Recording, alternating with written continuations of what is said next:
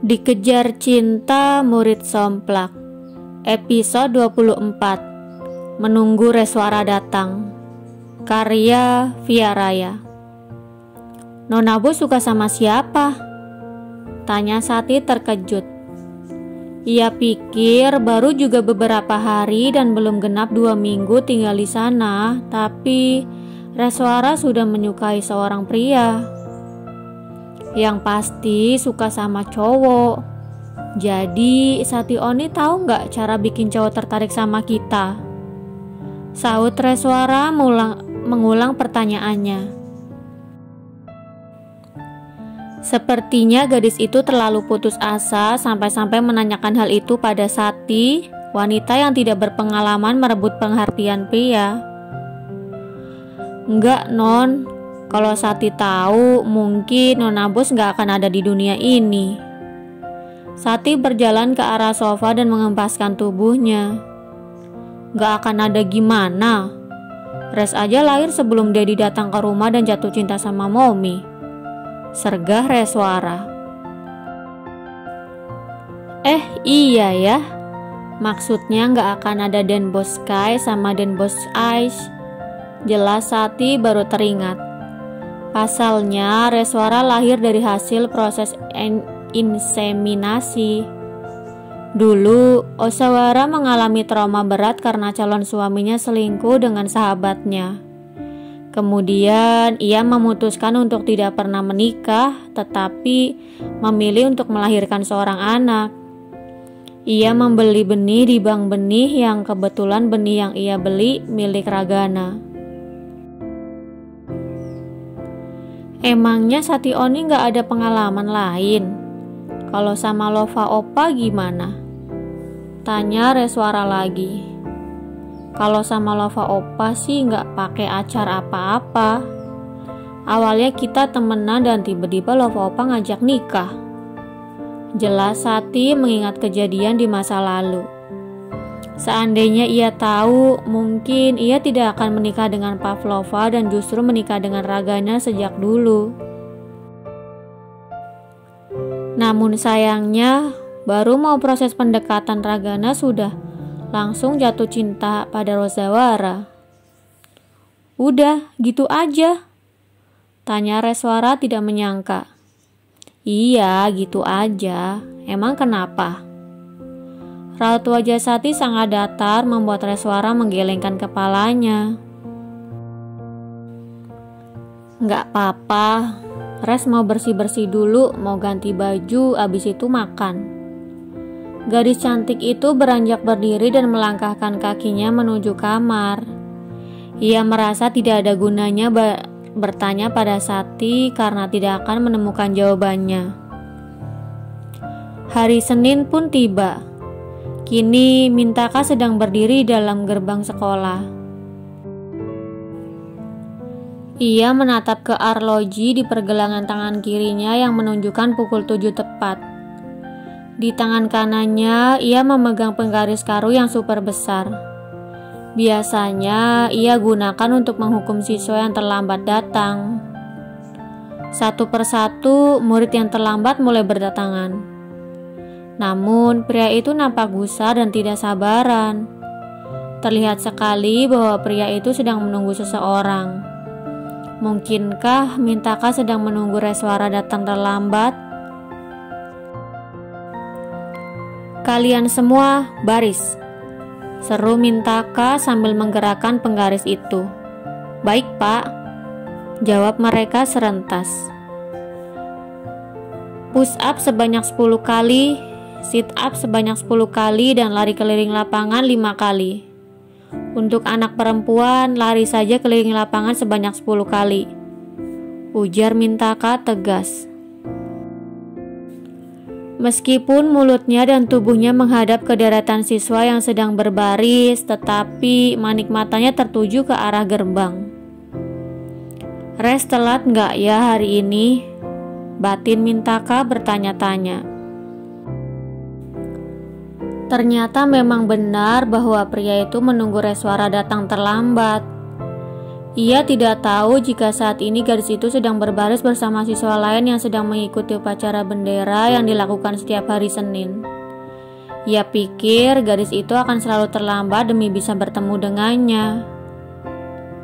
Kayaknya Res emang gak telat deh, bisiknya lagi sambil menghentak-hentakan penggaris kayu ke tanah. 10 menit kemudian, siswa yang terlambat selesai melakukan hukuman.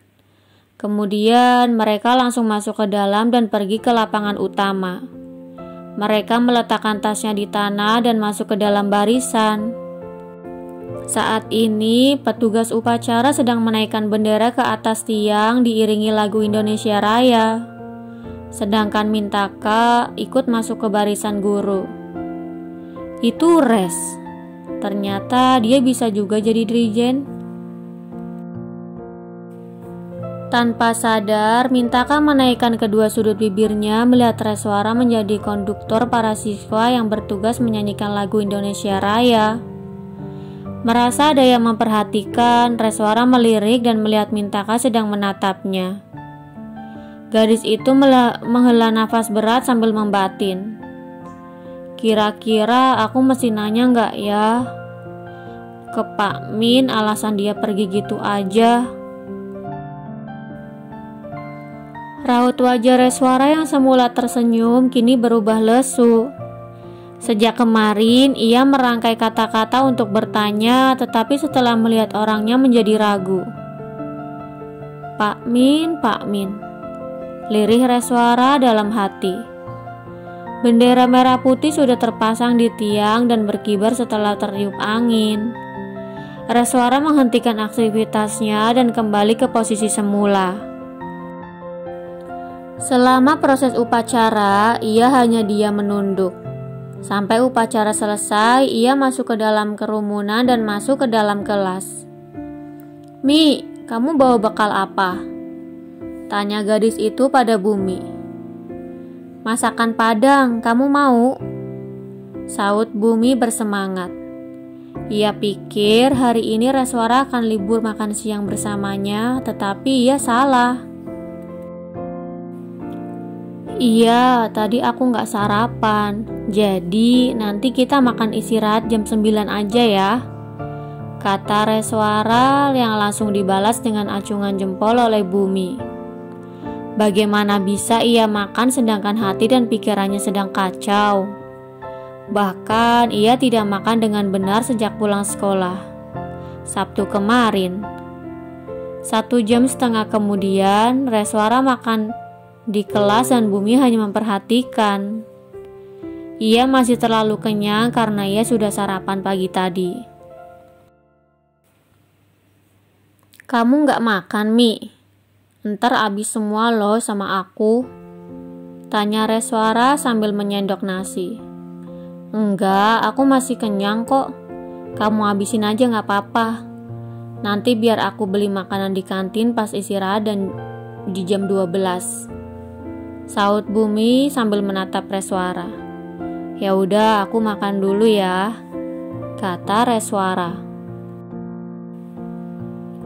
Mereka tidak tahu bahwa Esther sedang memperhatikan mereka dengan raut iri.